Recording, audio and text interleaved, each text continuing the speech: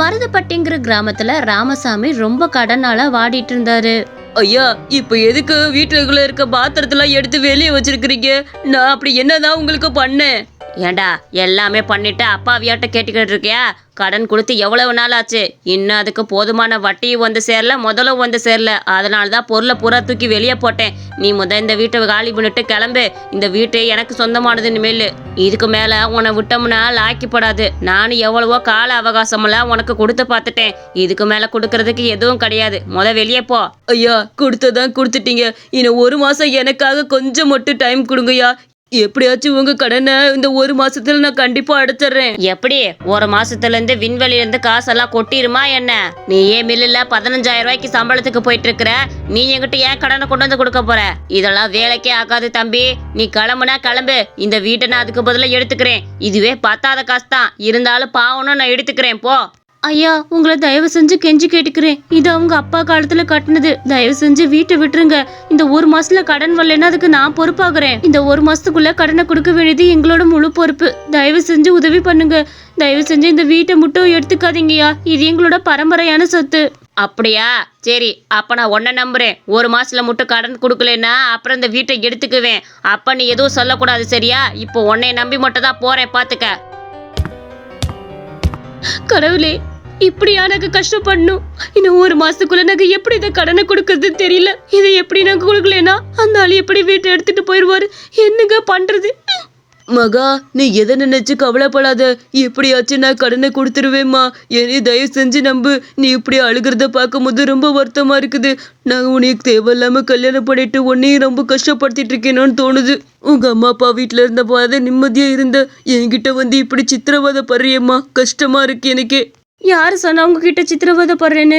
உங்ககிட்ட இருக்கும் போது நான் சந்தோஷமா இருக்கிறேன். உங்க நிலைமைய பார்க்கும் போது தான் அழுகையா வருது. மத்தபடி நீங்கன்னா எனக்கு உயிருங்க. இப்படி சொல்லாதீங்க தயவு செஞ்சு. அதை விட்டுட்டு எப்படிடா நம்ம கடனை அடைக்கிறதுன்னு கொஞ்சம் பாருங்க என்ன. ராமசாமி வழக்கம் போல மில்லுக்கு வேலை கிளம்புனா. என்ன ராமசாமி, இன்னைக்கு என்ன மூஞ்சிலாம் 3/4 கிலோ குறைஞ்சிருக்குது? என்னடா எப்ப பார்த்தாலும் மூஞ்சிய உருன்னே வச்சுட்டு வர? என்ன பிரச்சனைன்னு கேட்டாலும் சொல்ல மாட்டேற. சொல்லிதான் தொலையேன். உனக்கு தெரியாதா சம்பத்? என்னோட பிரச்சனை என்னன்னு உனக்கு தெரியாதா? சொல்லு. என்னடா வருமானத்தை விட செலவு அதிகமா இருக்குது. நான் என்னதான் பண்ணி தொலைக்கிறேன்னு எனக்கும் தெரியல. இன்னும் கடனை 1 மாசத்துல கட்டலைன்னா வீட்டை எடுத்துக்குவேன்னு அந்த ஆள் சொல்லிட்டு போயிருக்கிறாரு. பாவம் என் பொண்டாட்டி ரொம்ப அழுதா. அவ அழுகிறத பார்த்து எனக்கு அதுக்கு மேல அழுகே வருது. ச்சே, முதல்ல உன்னோட வரவு செலவு எவ்வளோன்னு சொல்லு சம்பத். அதுக்கப்புறம் நான் ஏதாவது ஒரு பிளான் பண்ணி கொடுக்குறேன் உனக்கு. என்னோட வரவு 15,000 ரூபா. ஆனா செலவு 35,000 ரூபா போகுதுடா. மிச்சம் 15,000 ரூபாய்க்கு நான் எங்க தான் போறதுன்னு எனக்கும் தெரியல. இங்க பாருடா, நம்மளோட பார்க் இருக்கு பத்தியா? அந்த சைட்ல எல்லாம் நிறைய பேர் நைட்டு வாக்கிங் போவாங்க. அங்க போய் நீ ஒரு சிக்கன் கடை மட்டும் போட்டேன்னு வச்சுக்கவே, உன்னோட வியாபாரம் சூப்பரா ஓடும் பத்துக்க. அதுக்கு முதல்ல உனக்கு தொழில் தெரிஞ்சாகணும். ஏதாவது ஒரு சிக்கன் கடைக்காரனை பார்த்து 6 மணி ஆனதுமே வீட்டுக்கு போயிருவேல. அந்த 6ல இருந்து 10 மணி வரைக்கும் அந்த சிக்கன் கடைக்காரன்ட்ட வேலை பாரு. அவங்கிட்ட தொழில கத்துக்கிட்டு அப்புறம் அந்த பார்க்ல போய் நீ கடையை போட ஆரம்பி. ஏன்னா அவன் பக்கத்திலே போட்டனா அவ்வளவுதான். என்னதான் இருந்தாலும் அவன் உனக்கு தொழில் கத்து கொடுத்துருக்கான். நான் சொன்ன மாதிரி சரி என்ன? ஓனர் வர்றாரா? வேலையை பாரு. அவன் ஃப்ரெண்டு சம்பத் சொன்ன மாதிரி ஒரு சிக்கன் கடையில வேலை பார்க்கலான்னு வந்தான். இவர் தான் கொஞ்சம் வயசானவருமா இருக்காரு. கண்டிப்பா இவர் கடையில ஏதாவது வேலை தேவைப்படும். இந்த கடையில வேலைக்கு சேர்ந்துக்குவோம். ஐயா, இந்த கடையிலனே வேலைக்கு சேர்த்துக்கிறீங்களா? பார்சல் பண்ணி எல்லாமே நானே கொடுக்குறேன். எனக்கு ஒரு குறிப்பிட்ட சம்பளத்தை மட்டும் கொடுத்தீங்கன்னா கொஞ்சம் நல்லா இருக்கும். ப்ளீஸ்யா, என்னை எப்படியாவது வேலைக்கு சேர்த்துக்கோங்க. அடடா, எனக்கும் கடைக்கு ஆளுக்கு தேவைதான். இந்த வயசான கிழவனால ஒரு ஆளா நின்றுக்கிட்டு பார்க்க முடியல. தம்பி, நீ வேலைக்கு சேர்ந்துக்க. தினமும் நைட்டு 6 to 10 தானே வேலை பார்க்குற. 300 ரூபாய் இப்போதைக்கு வாங்கிக்க. போக சேர்த்து வாங்கிக்க என்ன? சரிங்கய்யா, அவ்வளோ சம்பளம் போதும். நான் வேலை பார்க்க ஆரம்பிக்கிறேன். எங்க ஒரு சிக்கன் கொடுங்க, 100 கிராம் கொடுங்க. ஒவ்வொரு வேலையும் அவன் ரொம்ப உன்னிப்பா கவனிச்சுக்கிட்டு இருந்தான். சரிப்பா, கிளம்பு. இந்தா உன்னோட சம்பளம் 300 ரூபா. நல்லா வேலை பார்த்த. போயிட்டு நாளைக்கு இதே மாதிரி 6 மணிக்கு நேரத்துக்கு வந்துடு என்ன?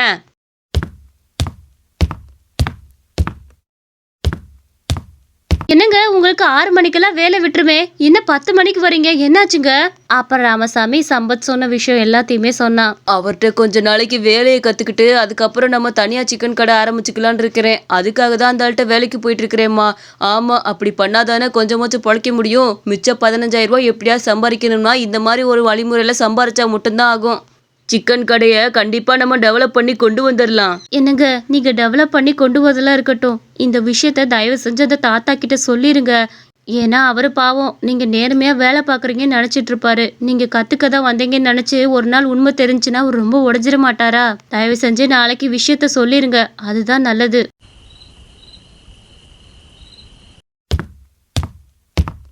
ராமசாமியும் மில்லில் வழக்கம் போல வேலை பார்த்துட்டு சாயந்தரம் 6 மணிக்கு அந்த தாத்தா கடையில் வேலை பார்க்கலான்னு நினச்சான். மகா சொன்ன மாதிரி இவர்கிட்ட எல்லா விஷயத்தையும் சொல்லிடுவோம்.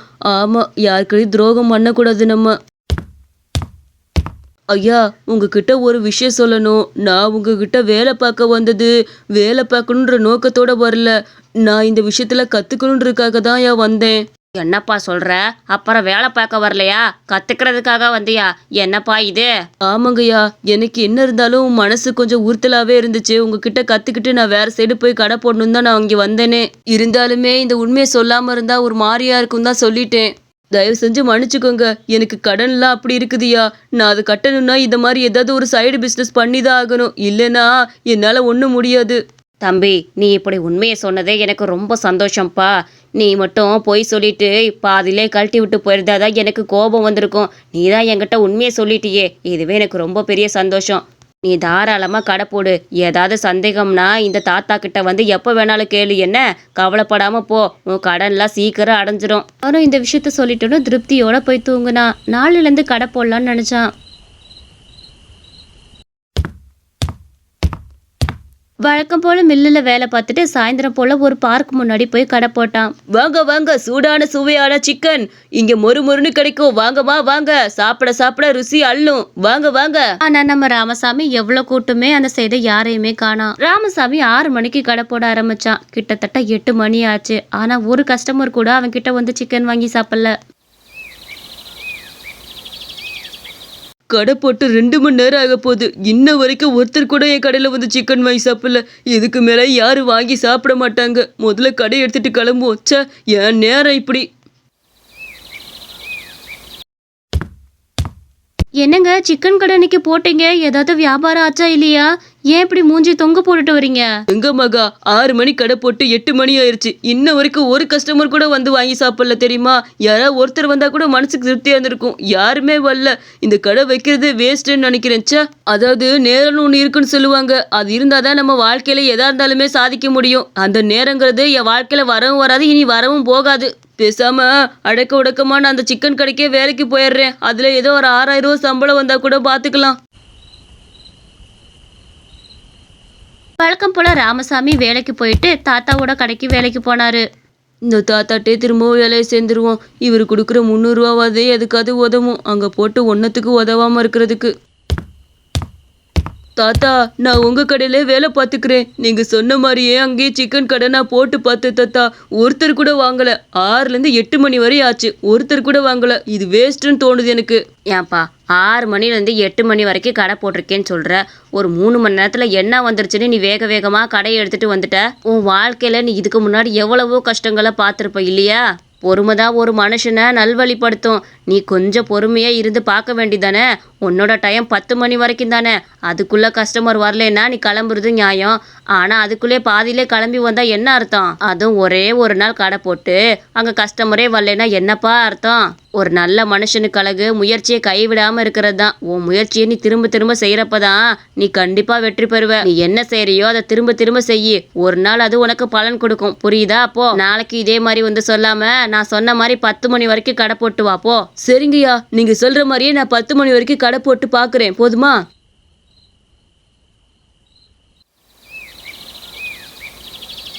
அடுத்த நாள் ராமசாமி வழக்கம் போல 10 மணி வரைக்கும் கடை போடணும்னு நினைச்சு அவனும் கடை போட ஆரம்பிச்சான். மணி கிட்டத்தட்ட 9 போச்சு. அப்பதான் அவனுக்கு ஆச்சரியம் காத்திருந்துச்சு. அந்த சைடு வேலை முடிச்சுட்டு வர மக்கள் எல்லாருமே இந்த சிக்கன் கடையை பார்த்துட்டு வாங்கி சாப்பிடலான்னு வேக வேகமா வந்தாங்க. என்னங்க சிக்கன் 100 கிராம் எவ்வளோ கொடுக்குறீங்க? ஆகா, நல்லா வாசனையா இருக்குதே. எனக்கு ஒரு 2 லெக் பீஸ் போட்டு கொடுங்களே. ஒரு லெக் பீஸ் 50 ரூபாய்க்கு போடுறேம்மா. 2 லெக் பீஸ் 100 ரூபாய்க்கு. 100 கிராம் சிக்கன் 50 ரூபா பார்த்துக்கோங்க. எப்போவுமே நம்ம கடை இங்கே தான் இருக்கும். நல்லா சுட சுட போட்டுட்டு இருப்பேன். உங்களுக்கு வேணும்னா கண்டிப்பாக வந்து வாங்கி சாப்பிடுங்க. இதோட சுவை கூட ரொம்ப அருமையாக இருக்கும். அடடா, எனக்கு சிக்கன் கொடுக்குறீங்களா? நல்லா 100 கிராம் போட்டு கொடுங்க. சாப்பிட்டுட்டே இருக்கணும் போல இருக்கும் இந்த சிக்கன் எல்லாம். உங்க சிக்கன் டேஸ்ட் எப்படி இருக்குன்னு பாக்குறேன், அதுக்கப்புறம் பாத்துக்கலாம். அங்க வந்தவங்க எல்லாருமே அந்த சிக்கனோட சுவை ரொம்ப பிடிச்சு போச்சு. அவங்க எல்லாம் ரெகுலர் கஸ்டமரா வரவும் ஆரம்பிச்சாங்க. இது ராமசாமி வாழ்க்கையவே மாத்தி போட்டுச்சு. அந்த தாத்தா சொன்ன மாதிரியே அவனோட கடையும் நல்லா பிரபலமாக ஆரம்பிச்சிச்சு. அவன் ஒரு நாள் மட்டும் அவனோட கடைக்கு வியாபாரம் ஆகலைன்னு அந்த கடையை எடுத்துட்டு போயிருந்தானா இவ்வளோ பிரபலம் அவனுக்கு கிடைச்சிருக்காது. என்னைக்குமே நம்ம முயற்சியும் கைவிட்டுறவே கூடாது. இந்த மாதிரி கதை உங்களுக்கு ரொம்ப பிடிச்சிருந்துச்சுன்னா மறக்காம நம்ம அனிமேஷன் ஸ்டோரிஸ் சேனலுக்கு சப்ஸ்கிரைப் பண்ணி வச்சுக்கோங்க.